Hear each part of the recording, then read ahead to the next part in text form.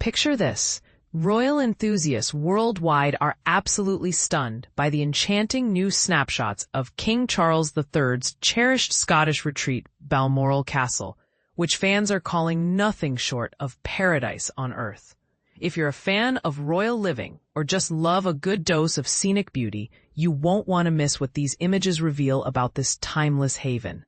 Balmoral has always held a unique spot in the hearts of the royal family. It's more than just a summer escape. It's a peaceful haven where Queen Elizabeth II found some of her happiest moments, often retreating there to unwind amid its vast landscapes. Recently, on a crisp Wednesday morning, the estate's social media team decided to showcase the gardens, bathed in the soft glow of early sunlight, and the resulting photos are pure magic. Shared with their impressive 147,000 followers, these 3 stunning shots offer different perspectives on the estate's splendor. The caption captured the moment perfectly. The morning light at Balmoral was truly magical today.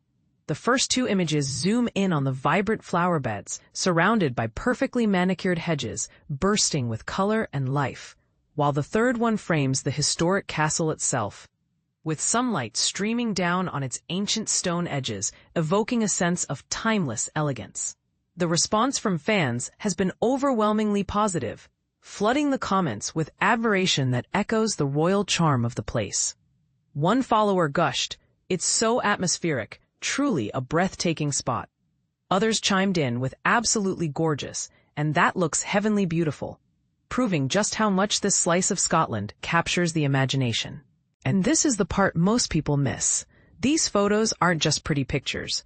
They give us a rare peek into a private world that's steeped in history and natural beauty, making you feel like you're right there, strolling the grounds. Shifting gears to the holiday spirit a bit early, the same day brought news of a delightful seasonal activity at Balmoral, a hands-on wreath-making workshop that's perfect for getting into the Christmas mood. Even though it's only October, why not start dreaming of the festivities ahead?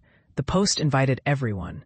Join us at Balmoral for an unforgettable holiday kickoff with our Christmas wreath-making workshops. Guided by the skilled Balmoral Gardens team, you'll create a classic wreath using fresh, seasonal greenery sourced right from the estate's own grounds. As you craft, sip on warm mulled wine and savor homemade mince pies, those traditional British treats filled with sweet, spiced fruit. Top it off with a custom bow that adds that signature Balmoral flair. Sessions are scheduled for November 27th and 29th, but spots fill up fast, so book early through balmoralcastle.com. Check the link in the bio. For beginners wondering what makes this special, it's all about that authentic touch. Using local materials means each wreath tells a story of the Scottish countryside, turning a simple craft into a memorable experience that connects you to royal traditions. Now, let's dive into Balmoral's fascinating backstory, because understanding its roots adds even more depth to those stunning photos. The castle was purchased back in 1852 by Queen Victoria and Prince Albert, who fell in love with its rugged Highland setting and turned it into a family favorite. Spanning a whopping 50,000 acres of pristine land, it's a massive estate that's privately owned by King Charles III himself. Unlike many other royal properties that fall under the Crown Estate and come with public oversight, this private status means the king has full control to personalize and enjoy it as he sees fit. Which raises an interesting point. Is it fair that the monarch gets such unchecked freedom over these historic lands funded partly by taxpayers? It's a controversial angle in discussions about royal finances, but it certainly allows for unique touches that keep the place feeling like a true personal sanctuary. Queen Elizabeth II's deep connection to Balmoral was poignant. She spent her last days there in September 2022, becoming the first reigning monarch to pass away at the castle. But here's where it gets controversial.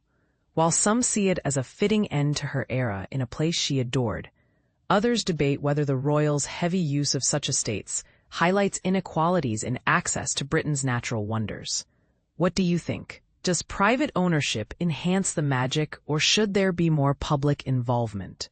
Summers at Balmoral are the stuff of royal legend, forming a highlight of the family's annual routine.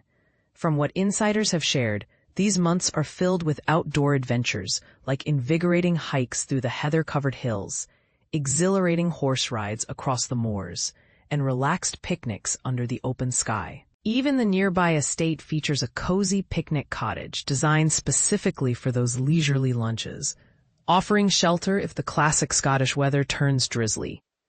Think of it as a charming hideaway stocked with baskets of fresh sandwiches and teas, embodying that perfect blend of adventure and comfort. As someone who's spent years exploring royal homes as a residences specialist, I can tell you Balmoral stands out for its authentic Scottish vibe. The interiors scream Highland heritage. Think cozy tartan-patterned fabrics on the sofas and chairs, durable plaid rugs underfoot that nod to local clans, and even taxidermied stag heads mounted on the walls as trophies from historic hunts. It's impossible not to feel immersed in Scottish culture the moment you step inside, a deliberate design choice that makes it feel like a genuine retreat rather than just another grand palace. For newcomers to royal lore, this personalization shows how the family adapts these estates to reflect their personal tastes, blending luxury with locality in a way that's both inviting and impressive. So, royal watchers, what's your take on Balmoral's allure? Do these photos make you want to pack your bags for Scotland? Or do you have thoughts on the royals' private perks? Drop your agreement, disagreements, or favorite royal home stories in the comments. I'd love to hear from you.